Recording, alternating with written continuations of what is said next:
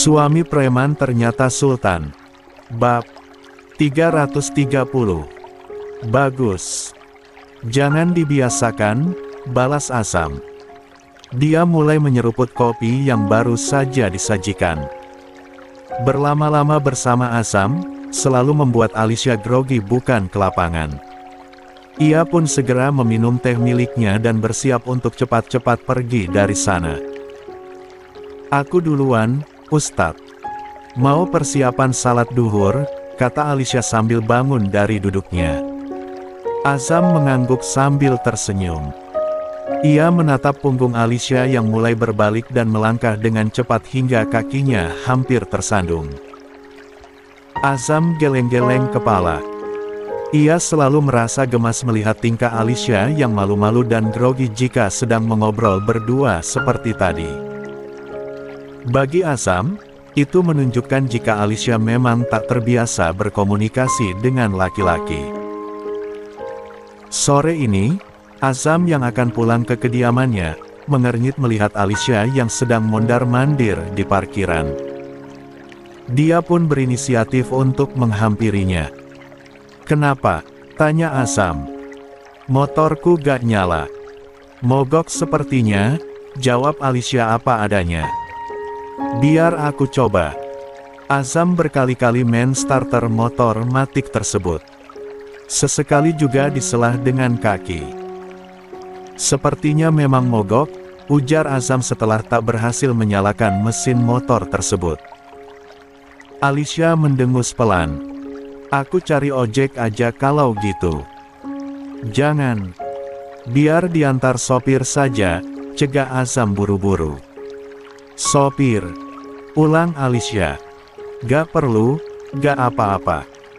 Aku bisa pulang sendiri," lanjutnya menolak. Dalam pikirannya, jika diantar oleh sopir, maka itu berarti Raka.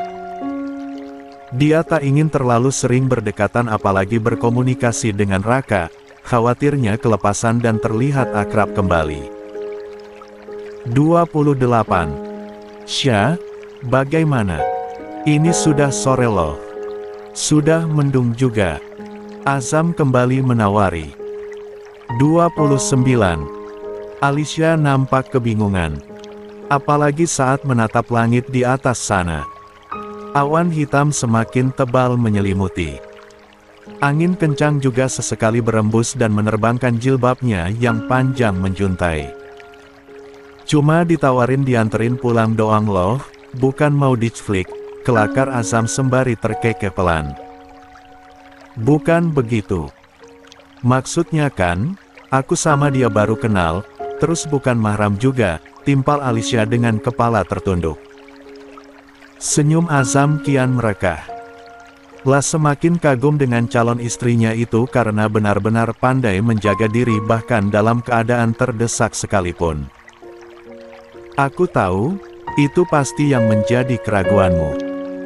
Tapi tenang aja, soalnya bukan cuma Raka yang akan nganterin, tapi aku juga. Gak mungkinlah aku membiarkan calon istriku untuk pergi dengan laki-laki lain berduaan saja," balas Azam. Alicia yang semula menunduk, mengangkat kepala, lalu tersenyum samar di balik cadarnya. Andai tahu sejak awal kalau Azam juga akan ikut mengantar, dia pasti langsung bilang iya. "Jadi gimana? Mau kan?" Azam kembali bertanya dengan senyum manisnya. Alicia hanya mengangguk malu-malu. Kedua pipinya mendadak merona dan terasa panas. Beruntung tertutup oleh cadarnya. "Nah tuh ada Amira. Mau diajak sekalian." Azam menunjuk Amira dengan dagunya di belakang sana. Tepat di lapangan luas tempat para santri berolahraga sore hari. "Boleh kalau dia gak keberatan. Soalnya kan dia harus bola-balik," timpal Alicia. "Keberatan kenapa? Hitung-hitung jalan-jalan sore," balas Azam. Karena tempat tinggalnya jauh, Amira memang tinggal di rumah-rumah kecil yang disediakan pesantren. Tak seperti Alicia yang pulang pergi ke rumahnya setiap hari. Alicia kembali mengangguk. Sementara Azam langsung menyeru gadis itu. "Mir," panggilnya sedikit berteriak karena posisinya sedikit jauh. "Ayo ikut," lanjutnya saat Amira menoleh. "Kemana, Ustadz?" tanya Amira sembari melangkah mendekat. "Anterin Alicia. Motornya mogok." Dia takut dicflik kayaknya kalau gak ada yang nemenin, timpal Azam berkelakar. Amira menoleh pada Alicia. "Boleh kalau gitu. Ayo, Sya." Amira menggamit lengan Alicia dan berjalan berbarengan menuju depan. Sementara Azam mengikuti dari belakang sambil mengulum senyum. Memperhatikan jilbab panjang Alicia yang masih meliuk-liuk tertiup angin. Hingga akhirnya mereka sampai di pekarangan luas kediaman Abah. "Dari mana?" Azam menghampiri Raka yang baru turun dari mobil bak. 30. "Disuruh Abah mengambil santunan untuk pesantren," jawab Raka. "Oh." Azam menatap ke arah orang-orang yang sedang menurunkan karung-karung dari mobil bak tersebut. Jika sedang musim panen, memang banyak penduduk yang seringkali memberi sumbangan untuk para santri di pesantren.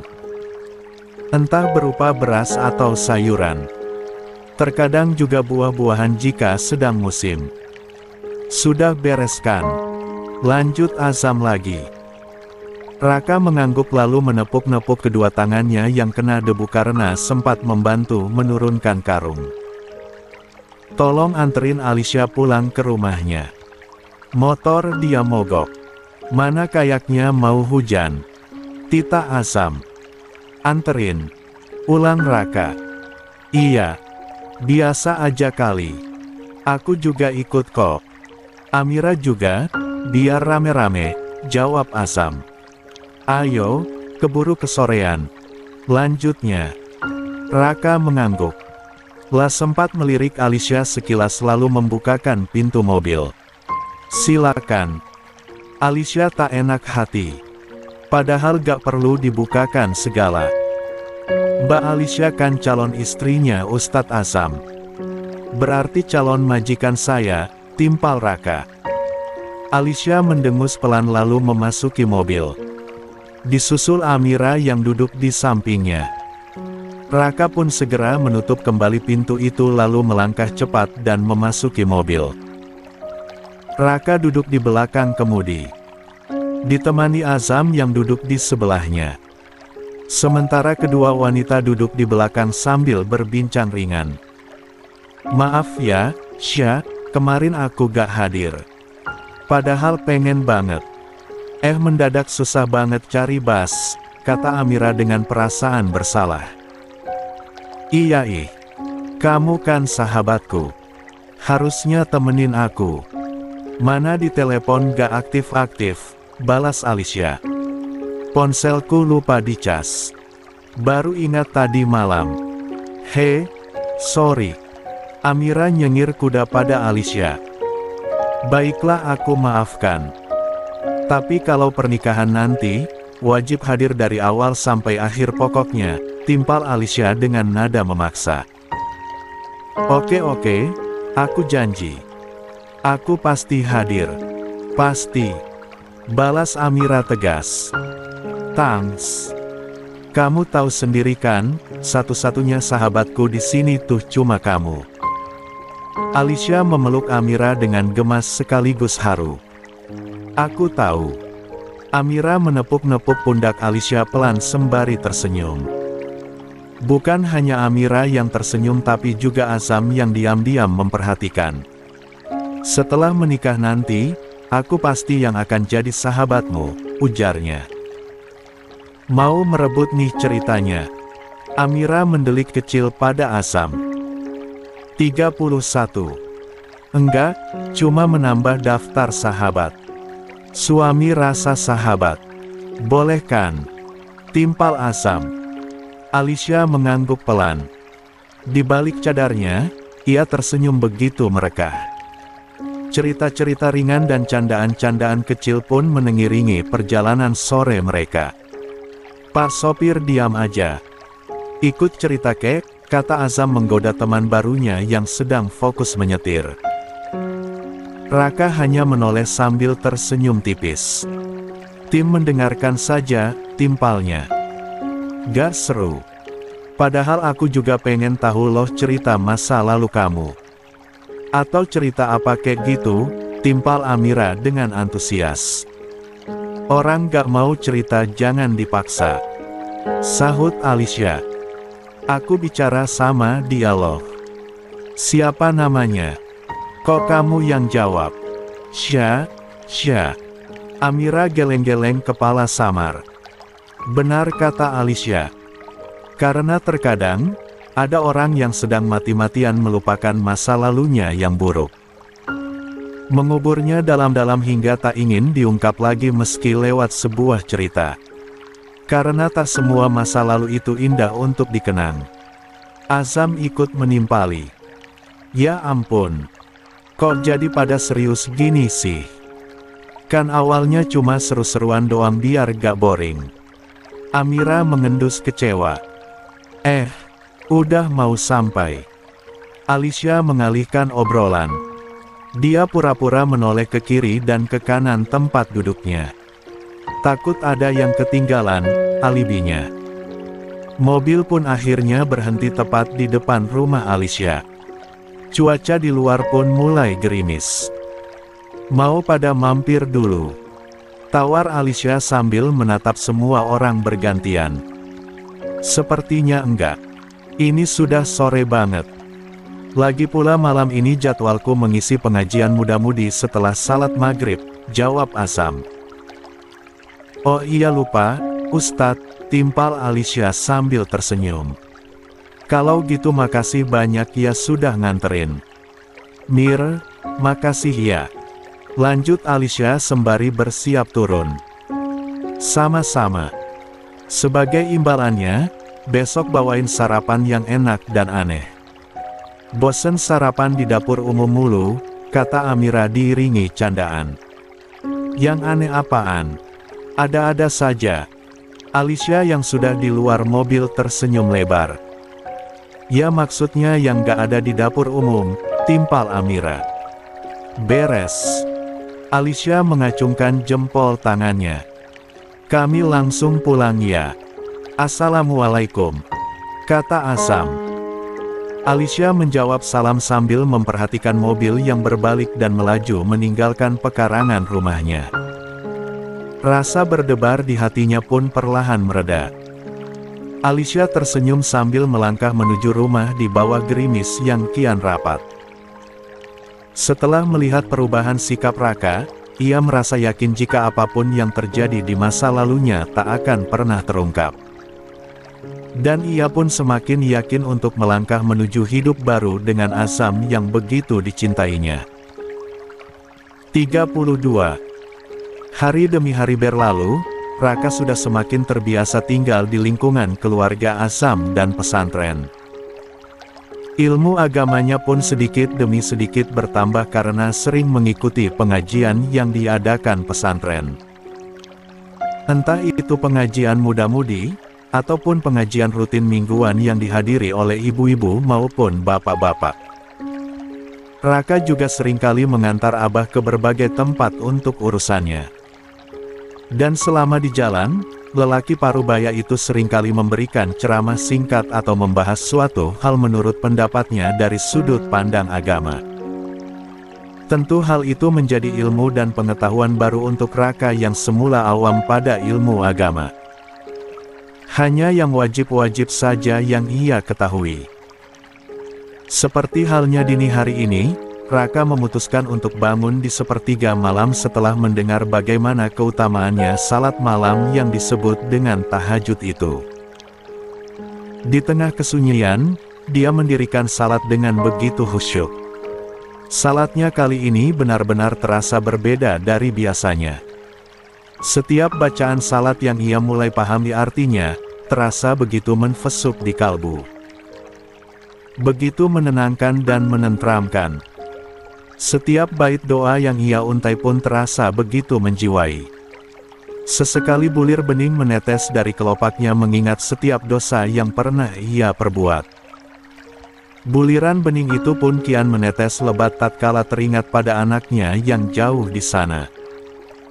Hingga hanya doa demi doa yang bisa ia panjatkan untuk kesehatan dan kebahagiaan sang putra.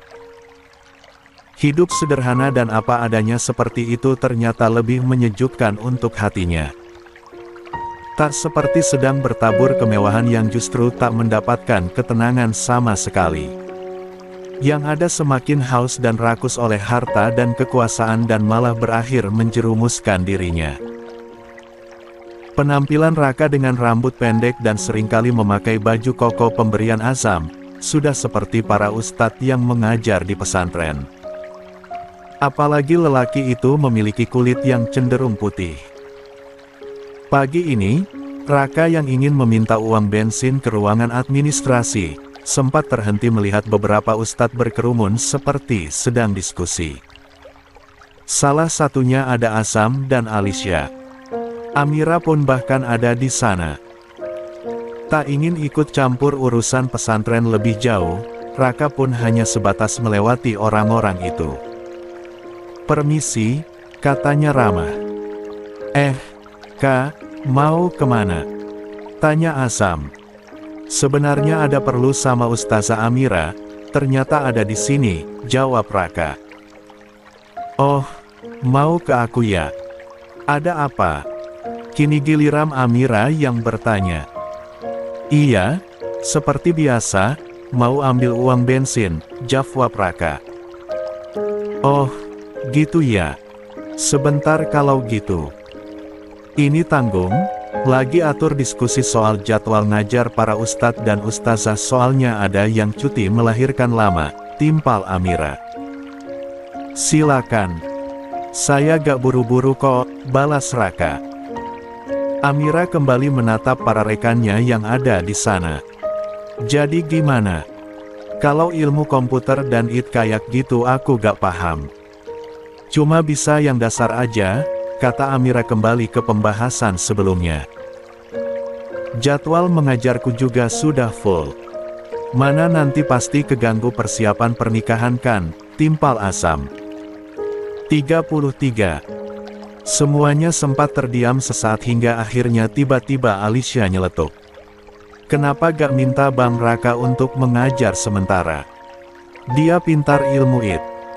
Azam dan Amira sempat melongo dengan kening berkerut. "Kok kamu tahu, Syah?" tanya Amira keheranan. Sontak Alisya pun gelagapan karena baru sadar telah keceplosan. 34. Pagi ini, sama seperti pagi pada umumnya di kediaman Adiputra. Selalu ramai dan riuh dengan suara bawel Syafia dan celotehan Vino. Apalagi kini Syafia sudah mulai masuk sekolah taman kanak-kanak hingga kehebohan seringkali terjadi di hampir semua pagi. "Via mau pakai tas yang Hello Kitty gak mau kuda poni," kata anak perempuan berusia lebih dari 4 tahun tersebut sembari melipat kedua tangannya di D4 Bibirnya mengerucut maju dengan mata sedikit mendung. "Tasnya kan kotor, sayang. Kemarin terkena susu coklat. Lagi dicuci dulu. Pakai yang lain aja, ya. Kan banyak. Ada labubu, ada." "Gak mau." Syafia langsung memotong. Ayu mendengus pelan. Anak pertamanya itu memang sudah pintar merajuk. Apalagi selama ini begitu dimanja oleh ayahnya juga buyutnya, Pak Damar. "Anak cantiknya papa kenapa cemberut gitu?" Davin yang baru keluar kamar mandi mencifem pipi sang putri. Gemas. "Ish. Papa, basah." Syafia mengelap pipi bekas cifman sang ayah. Hal itu membuat bibir putrinya itu semakin maju ke depan. "Ngambek dia, Mas. Tas kesukaannya kotor lagi dicuci. Kemarin terkena tumpahan susu coklat," beber Ayu. "Kenapa harus ngambek? Kan Princess papa punya banyak tas," timpal Davin. "Gak mau, Mas." Ayu mewakili menjawab karena putrinya masih mengunci mulutnya. "Gini aja. Sekarang Via pakai tas yang lain dulu. Nanti kalau papa libur kerja, kita beli tas baru. Sekalian jalan-jalan. Gimana? Bujuk Davin. Beneran, Pak? Mata anak perempuan itu kembali berbinar. Bener dong. Papa janji. Davin mendekat, lalu mengulurkan jari kelingkingnya pada Syafia. Tapi ajak Siva juga ya, Pak, pinta Syafia. Beres. Davin menyahut pendek. Ye. Syafia bersorak kegirangan lalu mengaitkan jari tangannya pada jari sang ayah. Sudah, sekarang cepetan siap-siap abis itu makan yang banyak. Nanti ditinggalkan Om Ricky loh, tutur Davin. Oke, Papa. Anak perempuan dengan rambut dikuncir dua itu tersenyum merekah. Ayo, Ma. Makan dulu, ajaknya pada Ayu. Iya, sayang. Via ke ruang makan duluan ya. Di sana ada kakek buyut sama Vino. Mama mau bantuin papa dulu bersiap, timpal Ayu lembut. 35. Oke. Syafia pun segera berlari kecil keluar dari kamar orang tuanya itu. Sementara Ayu langsung mendekati Davin. Berdiri di hadapan sang suami lalu membantu memakaikan jas hitamnya. Pantas Via makin sering ngambek. Setiap ngambek suka dimanjain sama papanya. Kalau enggak, sama kakek buyutnya. Belum lagi kalau Umi dan Papa Ardi kesini. Makin lengkap sudah yang manjain dia, tutur Ayu. Ya gak apa-apa dong, sayang. Namanya juga sayang anak. Kalau bukan orang tua dan keluarganya yang manjain, siapa lagi? Balas Davin santai. Iya sih. Asal jangan keterusan aja terlalu dimanja sampai besar. Gak baik juga, timpal Ayu. Santai aja, sayang. Via masih kecil. Masih lama dia besarnya. Masih banyak waktu buat kita manjain dia, balas Davin. Ayu tersenyum manis. Ia memang bahagia karena anak-anaknya mendapatkan kasih sayang yang sangat lengkap. Hidup sangat berkecukupan dan bisa mendapatkan apa yang ia mau. Tapi menurut Ayu yang sejak kecil sudah belajar hidup prihatin, ada kalanya sebagai orang tua untuk tak selalu mengiyakan setiap keinginan anak. Namun Ayu juga tak menyalahkan Davin. Sebab ia paham, anak perempuan bagi seorang ayah adalah harta yang paling berharga yang akan selalu mati-matian untuk dibahagiakan. Aku suapin Via dulu. Mas cepetan nyusul. Nanti dia ngambek lagi, kata Ayu. Oke, sayang. Davin yang sedang menyisir rambutnya menyahut pendek. Sementara Ayu langsung menuju ruang makan. Senyumnya merekah melihat kedua anaknya sedang duduk bersisian dan sedang disuapi oleh Pak Damar. Padahal babysitter yang selalu mengurusi Vino pun ada. Biar Ayu lanjutin, Kek. Kasian kakek malah direpotin, ujar Ayu tak enak. Suapin cicit sendiri masa repot. Enggak iya. Apalagi Via sama Vino pintar-pintar makannya, timpal Pak Damar dengan senyum merekah. Ayu tersenyum simpul. Baiklah. Ayu siapin dulu bekal buat Via kalau gitu. Ayu pun segera mengisi kotak bekal Syafia lalu memasukkannya ke dalam tas sang putri. Nanti habiskan bekalnya ya. Buahnya jangan lupa dimakan, kata Ayu mengingatkan sang putri. Iya, Ma, timpal Syafia. Berbarengan itu Davin muncul dan menyapa semua yang ada di meja makan. Ia juga sempat mengecup Syafia dan Vino bergantian. Papa makannya cepetan. Nanti Via ditinggalin Om Ricky, ujar Syafia. Kalau ditinggalin Om Ricky kan bisa dianterin sama papa ke sekolah, balas Davin. Gak mau. Mau bareng Om Ricky sama Siva, timpal Syafia. Oke. Papa cepetan makannya. Setelah itu papa anterin ke rumah Om Ricky, sahut Davin. 36. Menepati janjinya, Davin makan dengan cepat. Ia pun segera pamit pada Ayu dan Vino. "Vino yang anteng sama mama ya. Jangan nakal," kata Davin. Ia mencium gemas anak lelaki yang wajahnya bak fotokopian dirinya itu. "Aku berangkat ya, sayang." "Hati-hati di rumah," kata Davin sembari mengecup kening Ayu. "Pamit dulu sama mama," lanjut Davin pada Syafia. Syafia pun bergegas mencium punggung tangan Ayu. Ayu menunduk, mengecup kedua pipi lalu kening sang putri. "Belajar yang pintar ya," kata Ayu. Setelah itu, Davin menuntun tangan Syafia menuju mobil. Membukakan pintu mobil untuk sang putri lalu menutupnya kembali. Setelah itu baru ia juga menaikinya. "Dah mama. Dah Vino." Davin sempat melambaikan tangan begitu mobilnya melaju menuju kediaman Ricky. Setiap hari, Syafia memang selalu berangkat sekolah diantar oleh Ricky bersama Siva. Sebab Syafia dan Siva sudah seperti saudara kembar yang kemana-mana ingin selalu sama-sama. "Ayo turun, Princess," kata Davin sembari membukakan pintu mobil. Syafia pun turun dibantu oleh Davin. Berbarengan dengan itu, Ricky dan Siva pun baru keluar dari rumah. "Siva." Syafia langsung berlari kecil menghampiri Siva. "Baru saja Om Ricky mau jemput ke rumah."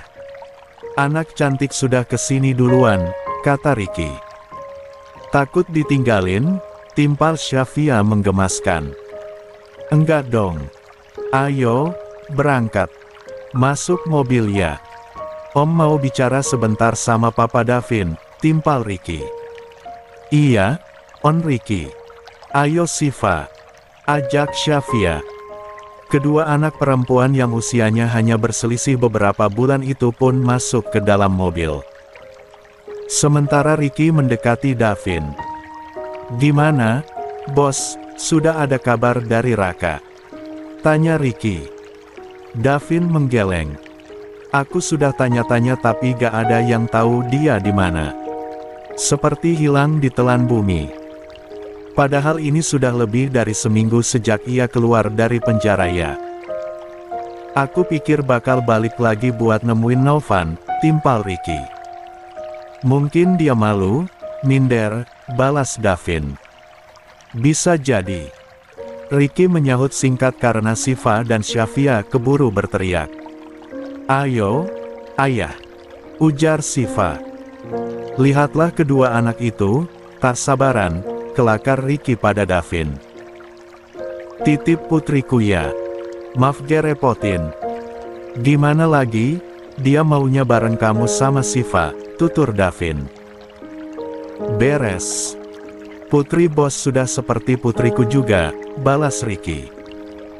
37. "Ya, kemana-mana selalu ingin sama-sama.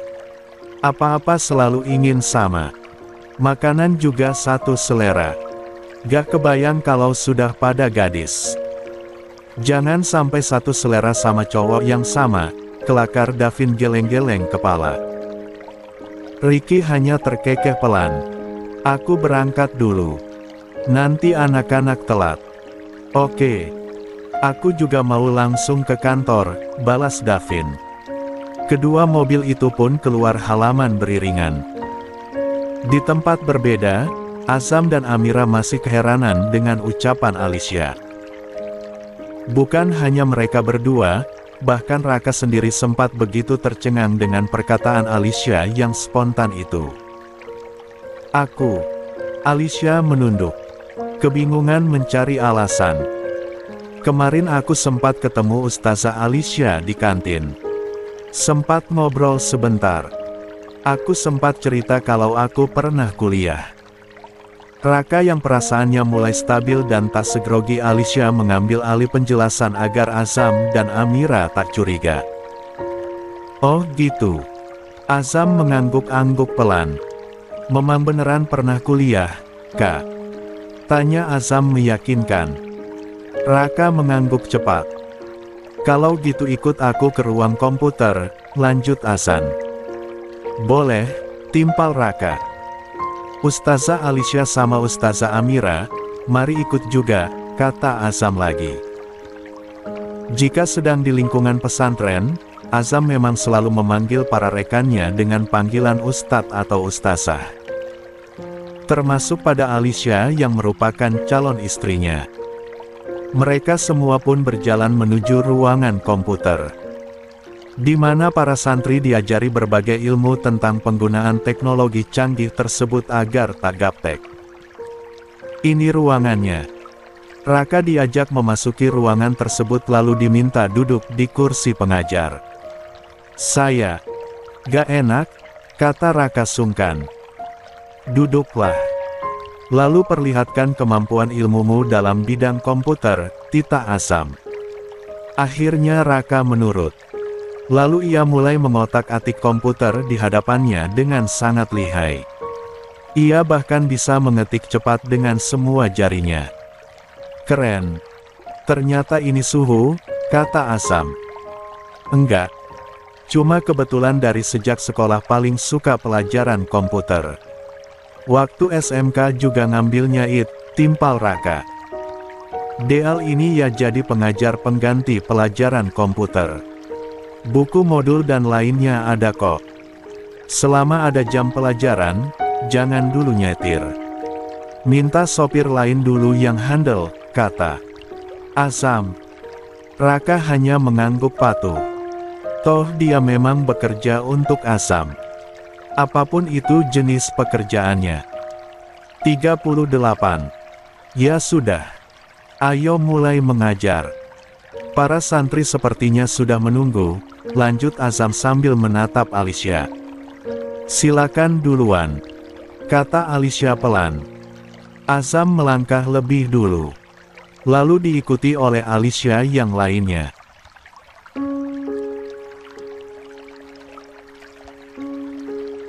Hari pertama Raka mengajar, lumayan lancar meski ia masih kaku dan grogi. Namun ia menikmati pekerjaan barunya itu, apalagi Abah sempat mengatakan jika ilmu yang diajarkan bisa jadi amal jariah yang pahalanya terus mengalir. Semakin hari semakin lancar dan para santri juga mulai dekat juga akrab dengan Raka yang ramah dan bisa membawa diri. Tak terlalu formal seperti pengajar lainnya. Sesekali ia berpapasan dengan Alicia meski kadang suka menghindar. Khawatir Alicia keceplosan lagi seperti saat itu. "Jangan diulangi lagi," kata Raka saat siang ini gak sengaja berpapasan lagi. Apalagi hari Minggu nanti, Raka diminta Azam untuk mengantar dia dan Alicia berbelanja mahar juga barang seserahan. Sementara Alicia, semakin mendekati hari pernikahan, semakin dihantui rasa bersalah karena telah menyembunyikan masa lalunya pada Azam. Alicia jadi sering merenung sendirian. Seperti sore ini, dia sengaja menepi sejenak di belakang pesantren. Duduk di bawah pohon yang lumayan rindang. Menikmati embusan angin sore yang sesekali membelai wajahnya. Alicia merogoh ponsel yang ada dalam tasnya kemudian mencari kontak seseorang. Kontak yang sudah hampir setahun ini tak pernah lagi dihubunginya setelah dirinya dinyatakan sembuh seutuhnya dari penyakitnya. Setelah ketemu, Alicia sempat termenung. Ia menimbang untuk menghubungi dokter langganannya itu atau tidak perlu. Alicia menoleh ke kiri dan ke kanan. Memastikan di sekelilingnya aman dan tak ada siapapun yang akan mendengar perbincangan dirinya di telepon. Setelah memastikan di sana sepi dan hanya ada dia sendiri, Alicia bergegas menghubungi kontak dokter langganannya. Cukup lama panggilan itu diangkat sampai hingga suara seorang wanita menyapa di seberang sana terdengar. "Lama tidak berkabar. Gimana kabarnya Mbak Alicia?" sapa dokter tersebut. "Alhamdulillah baik, dok. Aku ingin menanyakan sesuatu, timpal Alicia langsung pada poinnya agar tak terlalu lama berbasa-basi keburu ada orang lain. Tanyakan saja, balas dokter itu. Alicia pun menceritakan tentang rencana hari pernikahannya yang sudah semakin dekat. Dia juga mengatakan tentang kekhawatiran dirinya atas penyakit yang pernah dideritanya dulu. Apa penyakit itu gak akan kambuh lagi, dok? Tanya Alicia di akhir obrolan. Insya Allah enggak, karena pengobatannya saat itu sudah tuntas. Dan asalkan tetap menjaga diri. Tak pernah. 39. Lagi bergonta-ganti pasangan, jawab dokter. Syukurlah, dok. Aku lega mendengarnya. Makasih banyak, dok. Mohon maaf mengganggu waktunya, timpal Alicia. Panggilan mereka pun terputus. Alicia kemudian memasukkan ponselnya kembali dengan senyum merekah. La bahagia dengan penjelasan dokter tadi dan membuatnya kembali yakin untuk melangkah menuju masa depan. Tanpa sadar, tak jauh darinya ada orang yang juga baru selesai merekam perbincangan Alicia dan dokter itu. Orang tersebut tersenyum menyeringai kemudian menyelinap pergi sebelum Alicia menyadari keberadaannya. 40. Besok jadi belanja mahar, Sam? Tanya Abah pada sang putra. Insya Allah, jadi, Bah. Mumpung libur ngajar, jawab Asam. Perlu Abah atau Bunyai temenin? Tanya Abah lagi. Gak perlu, Bah. Azam juga bisa. Lagi pula, Abah kan harus siap-siap untuk berangkat keluar kota lusa, timpal Asam. Iya sih. Ya sudah kalau gitu. Abah juga gak lama di luar kota. Soalnya di sini harus segera mempersiapkan tenda-tenda buat pelaminan. Pastinya banyak warga yang ingin ikut menyaksikan pernikahan kamu, balas Abah Hashim. Azam mengangguk sambil tersenyum. La melirik Bunyai yang sedang mengotak-atik ponselnya. Wanita parubaya yang merupakan ibu tiri Azam itu jarang ikut berkomentar tentang rencana pernikahan sang anak tiri. Apalagi sejak awal ia sudah memperlihatkan sikap kurang respek pada Alicia. Kita sebagai orang tua cukup mendukung pilihan hidup anak kita. Lagi pula Alicia gadis yang baik.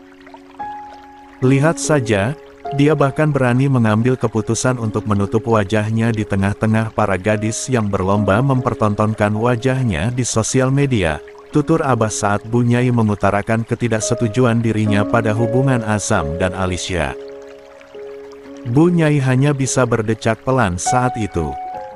Ia tak memiliki pilihan lain selain ikut menyetujui. Meski hatinya tetap merasa tak sreg dan seolah ada sesuatu yang mengganjal. Meski Azam bukanlah anak kandungnya, tapi Bunyai menyayangi Azam seperti anak kandungnya sendiri. Apalagi anak lelaki itu diasuh oleh dirinya sejak menginjak usia remaja. 2 tahun setelah ibu kandung Azam yang merupakan kakak Bunyai meninggal. Wajah wanita parubaya itu memang sedikit judes tapi sebenarnya baik. Hanya saja dia tak terlalu suka basa-basi. Kalau butuh bantuan, jangan sungkan bilang sama Abah sama Bunyai. Hanya itu yang Bunyai katakan. Setelah itu ia segera pamit karena akan mengisi pengajian mingguan ibu-ibu. Tebumu memang terlihat cuek. Tapi percayalah, dia adalah orang yang paling antusias menyiapkan pernikahanmu ini, kata Abah. Azam mengangguk sembari mengulum senyum. Lah paham, ibu tirinya itu bukan tipe ibu yang menunjukkan kasih sayangnya dengan banyak kata. Tapi Azam mampu merasakan ketulusan kasih sayangnya. Hari yang dinanti pun tiba. Pagi ini, Raka sudah bersiap di depan halaman rumah Abah. Menunggu kemunculan Azam yang masih ada di dalam rumah. Tak berselang lama, Azam pun keluar dengan senyum mengembang. Diikuti Abah dan Bunyai di belakang. Raka, titip Azam ya. Abah gak bisa temenin dia, kata Abah pada Raka. Bukan hanya Azam yang merasa cocok dengan Raka, tapi juga Abah. 41. Siap, Bah, balas Raka. Jangan dibiarkan berduaan. Belum mahram. Tutur Bu Nyai. Baik, Bu Nyai. Raka kembali mengangguk. Azam berangkat ya, Bah, Bu, kata Azam pada kedua orang tuanya itu. Ayo, Kak, lanjutnya pada Raka. Kedua lelaki yang usianya hampir setara itu memasuki mobil bersamaan lalu duduk bersisian. Tujuan pertamanya yaitu rumah Alicia. Sepanjang perjalanan, Azam seringkali senyum-senyum sendiri. Aura calon pengantin sudah terlihat dari pancaran matanya yang senantiasa berbinar dan penuh kebahagiaan.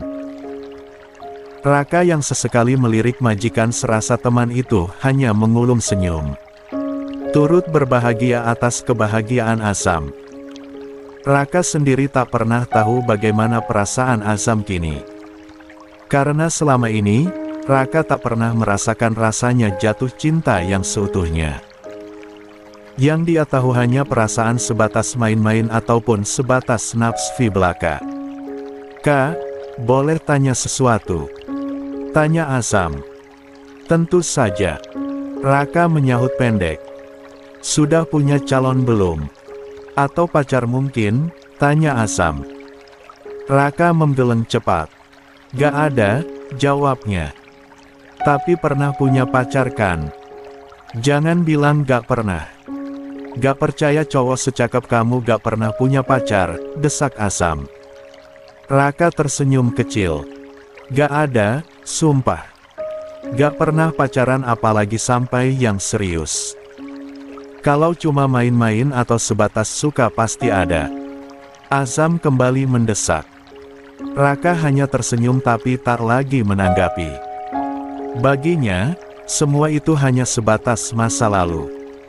Apapun yang pernah dialaminya tak ingin lagi dikenangnya. Sampai, kata Raka sambil menghentikan laju mobil. Aku turun dulu.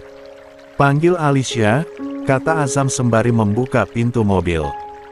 Sementara Raka tetap diam menunggu di dalam mobil.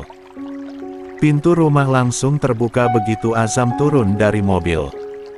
Sang tuan rumah seolah sudah sangat menunggu kedatangan Azam dengan tidak sabar. Alhamdulillah, nak Azam datang juga, sambut Alia antusias. Iya, Bu. Pinjam Alicianya sebentar, timpal Azam dengan senyum ramah. Silakan silakan. Hati-hati ya. Jangan sampai kelelahan. Balas Alia antusias. 42. Azam mengangguk mengerti. Sementara Alicia langsung mencium punggung tangan ibunya itu. Berangkat dulu, Bu. Assalamualaikum. Katanya. Waalaikumsalam.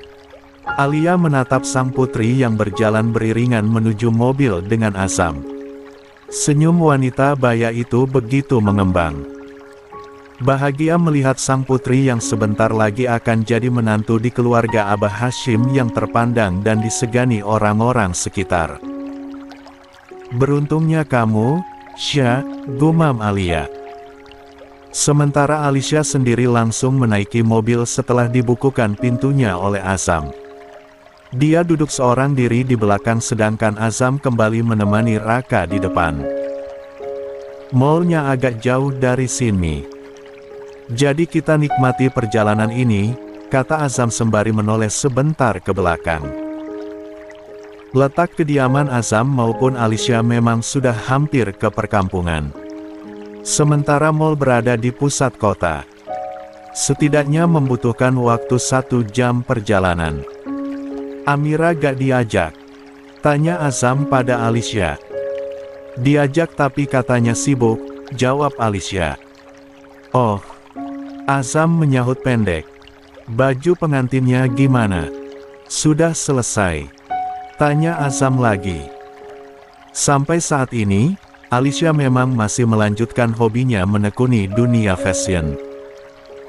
Meski tak memiliki brand besar dan terkenal, tapi dia memiliki brand sendiri dengan butik kecil-kecilan. Dan untuk baju pengantin pun, dia yang akan menyiapkannya sendiri.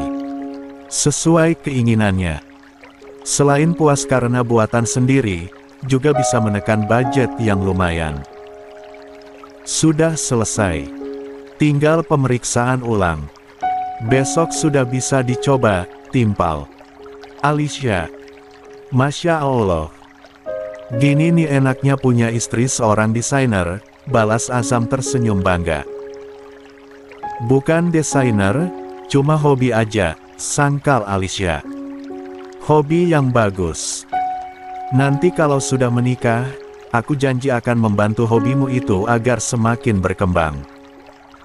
Siapa tahu bisa menjadi brand ternama, timpal Azam. Amin. Alicia menyahut pendek diikuti harapan yang mulai tumbuh mekar di hatinya.